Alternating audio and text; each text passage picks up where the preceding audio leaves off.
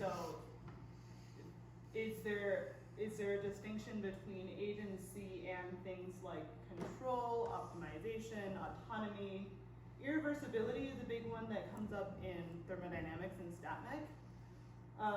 And so are things like the amount of entropy that's produced a measure of agency if we think that the two are somehow related? And we've just spent a bunch of time talking about past versus future. So anyway, I don't think I'll speak directly about any of those things, but maybe you can at least ponder it while I'm talking. What I am going to talk about is circuits. So my name is Songela Chen. I'm a grad student at Berkeley working with David Limmer, and I've been thinking about how do we do bit erasure most effectively, for some definition of that, in a very concrete physical system. And so this is our group. Contrast is kind of low, but whatever. That's David Limmer, if you haven't met him. And that's Gavin Crooks, whom I think many of you have met. He has, he was part of some of the initial ideas for this project and has been a mentor to me in this process, so yeah. The problem that we're talking about is bit erasure. And lots of very intelligent people have thought about this problem in the past, usually in the context of this double well potential. So 60 years ago now, Landauer told us that there is a physical cost to information, or like a physical, anyway, there is a physical cost to erasing one bit of information. And that's great, but that's like a very abstract picture because it relies on an equilibrium thermodynamics, because non-equilibrium StatMech didn't exist yet. It assumes that we have an infinite time process, which we would like to do computation in finite time, so that's not so relevant. There have been corrections to Landauer's original idea that bring things into the finite time realm, but such ideas still work on this double well picture. And it assumes that you have a lot of control over what you can do to that potential and how your particle moves on that potential. So what I propose is that for real systems, such as the circuits in the phone that is recording me, or like this computer, or any much more concrete realistic system, there are more considerations, such as the fact that you don't just have one temperature of bath that your double well potential lives in. You might have multiple baths that is connected to. You might have things like housekeeping heat that are required to power on the system, and things like that. So what I'm going to talk about is depending on time, two systems, one of which I think is maybe a little less agentic, and the other of which is maybe a little bit more agentic for some definition of agentic. And you can ponder whether you agree with me as I explain the systems. So these are both representations of bits in this complementary metal oxide semiconductor architecture, which is the standard one that's used in modern devices. So the first system is a dynamic random access memory. I've done a cartoon of the circuit. It consists of a capacitor that determines the state of your bit. Let me go backward. It has a bit line electrode, which is basically a large wire whose potential you can control. And then that wire is connected to this access transistor that I am simplifying out to be just a single electron state. It can be either occupied or empty, and it has some associated energy that is controlled by this control parameter VW. And then that switch-like object is connected to the capacitor, whose charge determines the state of your bit. And unlike a discrete picture that lots of computer scientists like to think about, we're working with a somewhat continuous picture that we then partition into buckets. So we can set a threshold below which we call our system in state 0, and then a different threshold above which we call our system in state 1. You can set the thresholds wherever you want. Then we can think about how to optimize the erasure of such a bit. In order to do that, we'd like to have some measurement of optimality. So the epsilon is error, which is at the end of my simulation, I measure how many of the trajectories that I ran are below this threshold, and so end up in state 0. And then this Q is the amount of heat that I dissipated throughout this process, which I measure by counting the net current into, like, from this potential to that potential, and from fluctuation theorems and non-equilibrium thermo things, you can measure a heat dissipation. And so now my goal is to find the optimal protocol for achieving this bit erasure. Okay, so how I'll do that is through this machine learning inspired technique called automatic differentiation. I have a control protocol which has that form, and I can optimize the coefficients of the components of that basis. So yeah. Is this like a universal approximation thing? Like you didn't have to choose hyperbolic tangents, but you could, and if you have enough of them, you can approximate anything? Exactly. Okay. Yeah, you can choose any basis set that you want. Okay.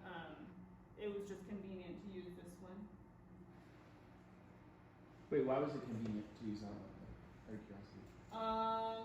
Okay, so I started out using a sine series, and then that was really annoying because you get lots of, you're very sensitive to small changes in contributions from high frequency modes. So you get like pretty spiky protocols. Whereas the tanh, I can still modulate the amplitudes of the different contributions, but it gives me a much smoother protocol. And so actually by using this choice of basis, I'm assuming that I want a smooth protocol. Why I won't show here, but I found that when I was using the sine basis, spiky changes didn't actually affect the effectiveness of bit erasure that much, and so it was numerically easier to enforce smoothness. The spikiness there might have been like the Gibbs phenomena of that you converge an L2 norm but not pointwise, and so it doesn't actually matter in terms of where you're integrating. Maybe. Not sure. But yeah. Well, okay, so I have some choice of basis. We can, if you want, talk more later about what that implies. I run some dynamics on the system. By mean field, I mean that instead of taking all of the discrete, like doing the full discrete dynamics and counting every single hop in my Markov state model, I can take the average of the states of the components of the system and get dynamics that actually pretty closely approximate the real dynamics. So I have a quick question on that. So when you take those averages, you're automatically saying, I'm not going to look at the second order moments are higher, but I feel like when you were talking about what you needed in order to assess how well it worked, yeah. you had a probability distribution. So do you have a way of getting at that probability distribution for the mean field? I guess I don't. You're right that I don't have access to higher order moments of the distribution. So actually the black line here is from the mean field. It's not just the average of the individual trajectories. It is the mean field dynamics. So I think for the purposes of what I'm trying to do, which is just to measure, to optimize the mean error, mean dissipation, I I don't care. But if you wanted to study other things, like instead of an average, you want the maximal dissipation. If you wanted to optimize for the worst case instead of the average case, then you would need access to the higher order moments. Okay. The mean field dynamics is just to make it numerically easier to converge the optimization. And then we have some cost, which is a combination of dissipation and the error. And then I do stochastic gradient descent to optimize those coefficients of those Canch functions. Now, since we are supposed to be talking about agency, maybe the most relevant thought I have on this is this agentic? Like, am I the agent trying to program this system? Does the process of doing automatic differentiation imply that there is that the system has agency and where it converges to? Is it the optimizer that has agency, or like what part of this has agency? I don't know the answer to this question, but that's my open question. Can I ask you about the error? Yeah. So it makes sense to me you got your heat over time, because obviously every bit of heat that gets generated costs you, right? Yeah. But the error, if I understand the equation, it's like you're bringing out the error throughout the process. Don't you just care at the end if it's got the value you want, or is there maybe if you had some critical time to start worrying about whether it's giving you the desired? Yeah, I am measuring it at the end of the process, so I'm maybe sorry. the way that I've written it is not so obvious. I'm integrating over the, okay. I see, yeah, I'm sorry. You're doing a time final and you're looking across all the different values. Yeah. I see it. So then I guess when you're done, you have a function of, you're going to have a function of time final. Yeah.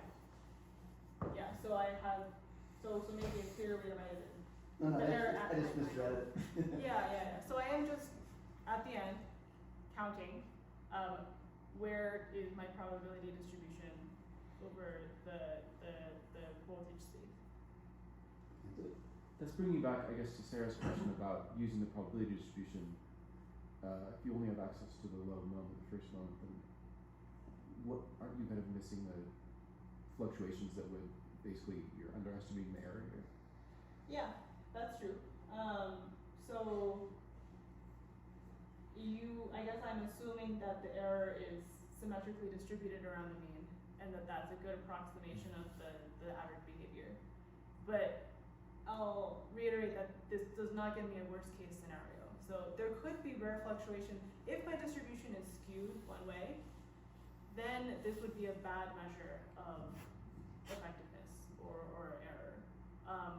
Empirically, for the range of parameters that I'm working with, I haven't needed to worry about that because the error is pretty well distributed around that mean, and the fluctuations are not so big that it's become a problem. But I think what's more relevant maybe is that,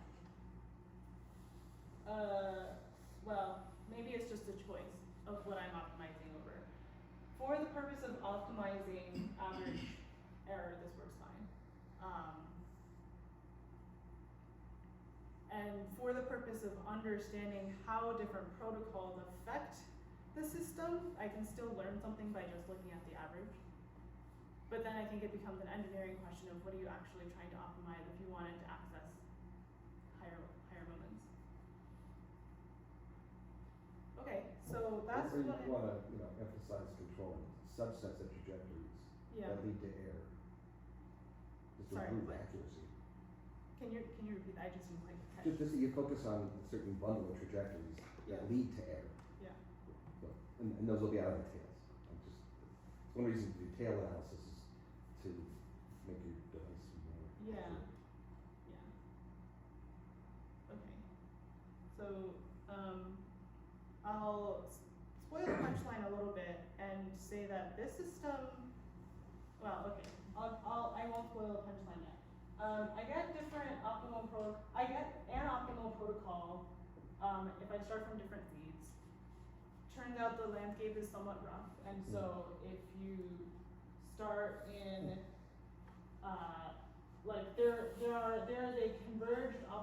protocol that I get starting from two very different seeds. The colors here indicate further iterations of the optimization. So the yellow is where I started, and then the dark purple is where I ended. So these protocols look similar. These protocols are different from the top ones, I think because we got stuck in a metastable local but not global minimum of the optimization landscape. So, okay, great. I can do some optimization, I get some protocol, whatever. What is, yeah. Does it bug you that, like, how annoyed should I be that it's not converging to something global? Like, how much should I care? Is it basically close enough that I shouldn't worry? Yeah, I think so. I think the takeaway here is that so because it's a rough landscape, we need to be sure that we've sampled the whole landscape at some point. And that's what I am doing by starting in different areas. And I guess I'm not trying to sample the global space from one optimization run, but rather from like the different seeds. It'll end up not really mattering for this system in the end though, which I'll tell you in 2 slides. So as far as trade-offs go, so one of my maybe open questions that I didn't mention is maybe the agent is the thing that decides what we prioritize, because there's a trade-off between error and heat dissipation depending on where in parameter space you are. And that's somewhat of a hyperparameter for this project, but it might be a very relevant parameter for someone who's actually trying to operate a circuit. So there is a trade-off here where lower values of this VD, which I didn't explain to you, but it sets the size of your capacitor, and it sets the size of the strength of the driving, basically, of your system. If you have stronger driving, you dissipate more heat, but you get lower error. If you have weaker driving, you dissipate less heat, but you have more error because there's more noise in the system. So there's this whole trade-off between noise and accuracy and time that it takes to do stuff that we haven't really contended with. But what we do know is that as long as we give our system enough time, we can erase the bit. Now, the disappointing end to this part of the thing is that, so we can break down the contributions to the dissipated heat into a reversible part and an excess part, where the reversible part is the energy that it takes to discharge this capacitor. Because we said that we want the capacitor to be in the, empty, to be in the 0 state. And therefore the excess work, which is the other contribution, is the work that we do to change the state of this access transistor. What we're doing when we manipulate the control parameter is actually changing the energy of that single state. And so if we are changing that energy really quickly, we're doing a lot of work on it. Turns out that contribution is near 0, which means we're in a regime where we're changing the protocol much more slowly than electrons go into and out of that transistor. Yeah. So this is basically a quasi-static protocol, or? With respect to the timescale of the electron transitions, yes. With respect to the bit erasure,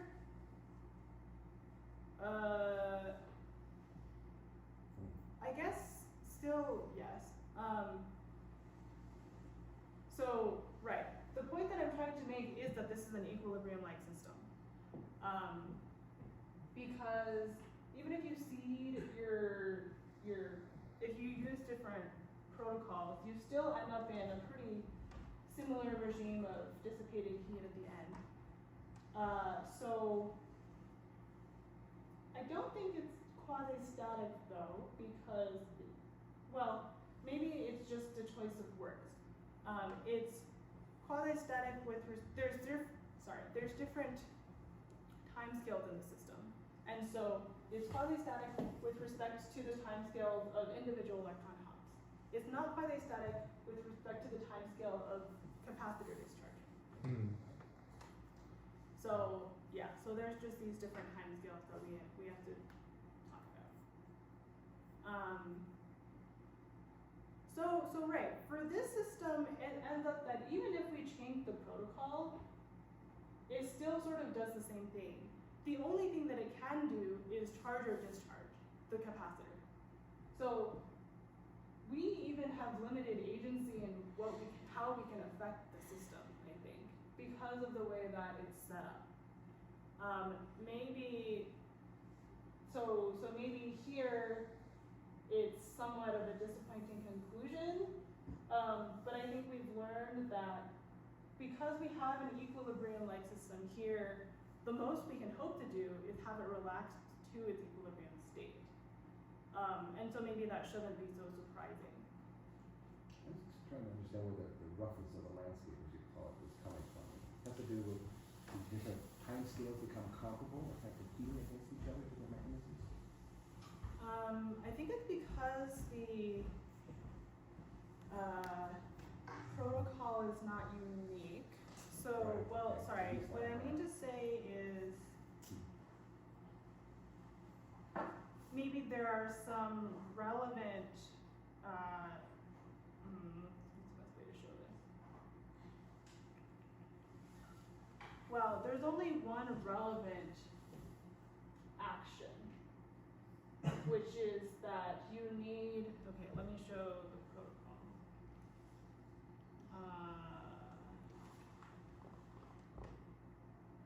It's not very clear in this picture. I've not shown you a lot of the details, so that's probably why it doesn't make sense. The only thing that matters is that you discharge the capacitor, and the way that you do that is by bringing this access transistor to the energy where you have flux across it. And so the only way in which the protocol matters here is that you need this access transistor to be at an energy that's compatible with discharging the capacitor. So there's multiple ways you can do that. It doesn't really matter when you discharge the capacitor in your protocol, so long as you give it enough time to discharge it. Which is why we have any number of protocols that do approximately the same thing. What is the error over time meaning here? So I guess error is a function of the time that I'm at. Previously I've said it was like measured at TF, but it's just at that time how much of my probability density is below the cutoff. Hmm. It kind of seems to me like, and I'm maybe just squinting here, that with the bottom thing is the protocol. It's kind of like once you go over a certain threshold voltage, then you charge the capacitor. Is Yeah. that, so it's Yeah. kind of like whatever you do beforehand doesn't matter that much. Yeah. What really matters is when you go over that. Yeah. Okay. Yeah. So then like the peaks in the VW are corresponding to dips in expected epsilon? Yeah, so there's this range of VWs for which you can discharge the capacitor. So I don't think it has to be the peaks necessarily, but it's like the points at which you enter this compatible region of, okay, it would be clearer if I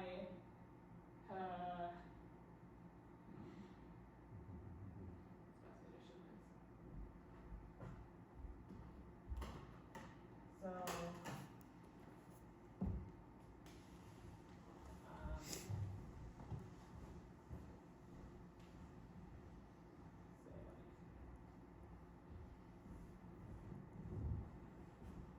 this is the process that we're doing.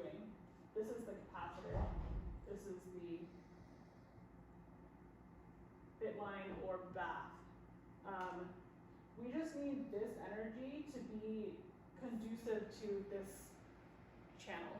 If it's too high, that's what happens when VW is low, then there's very little flux through it, and so your capacitor state is steady.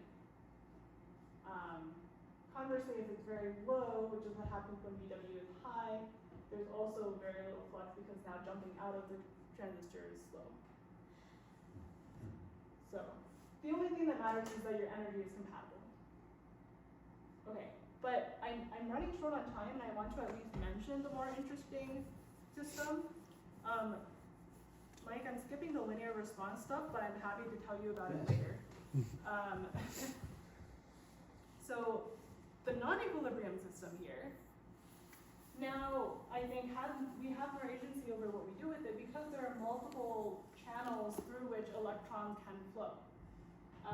So here it's a more complicated circuit.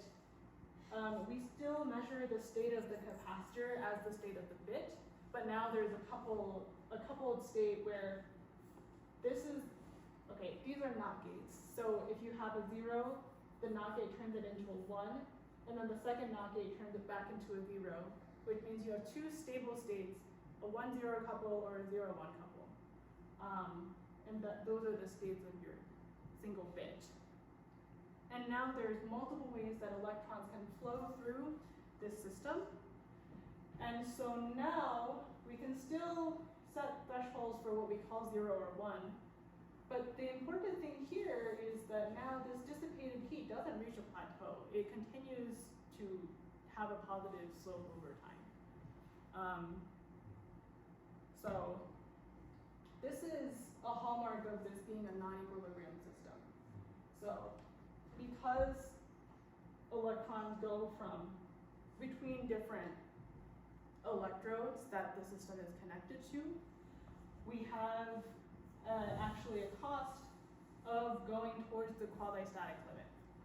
So previously people have said, okay, you get the best protocol by running it quasi-statically where you're in equilibrium with your bath at every point during your process. But here, it's more complicated because you have these multiple baths and because you have this like continuous current that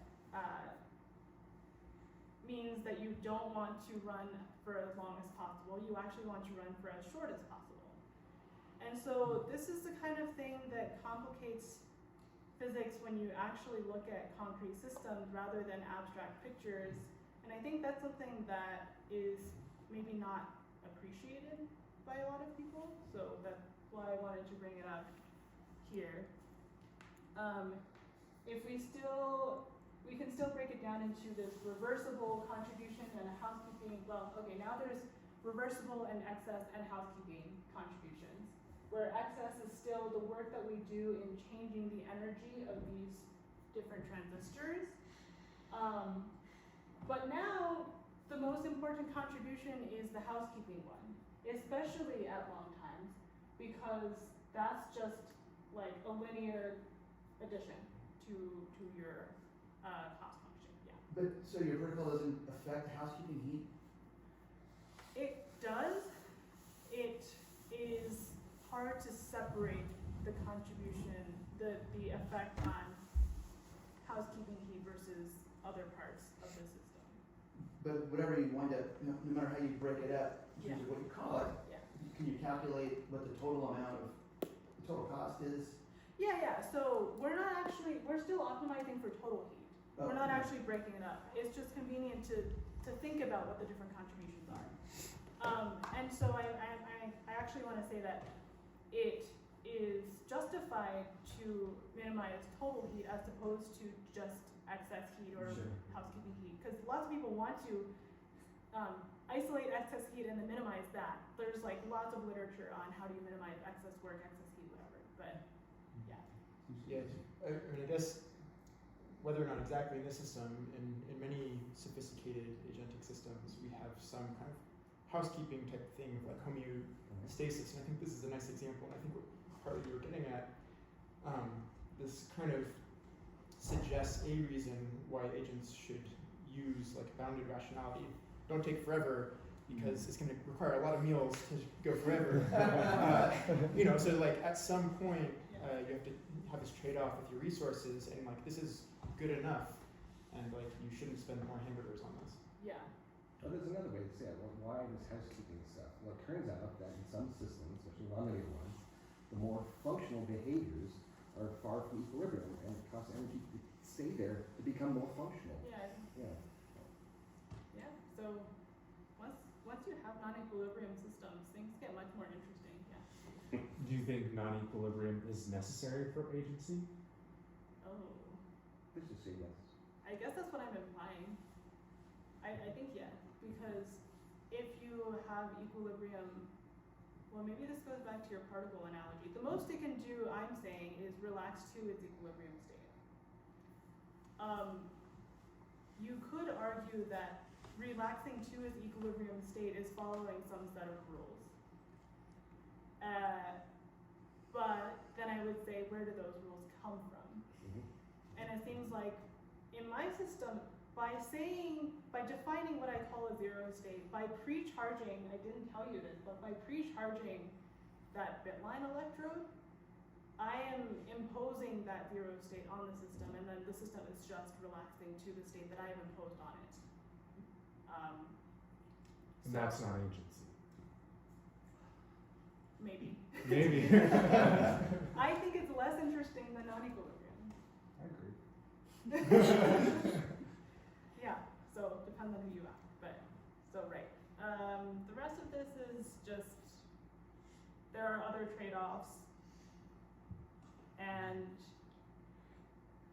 previous intuition on what you should do is not necessarily applicable here.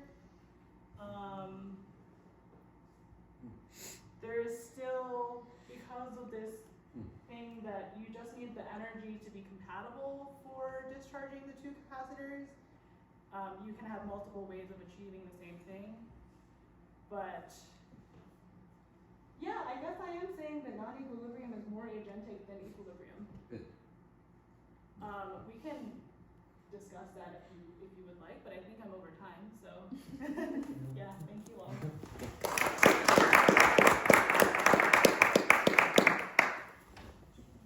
Alright. Can I ask about have you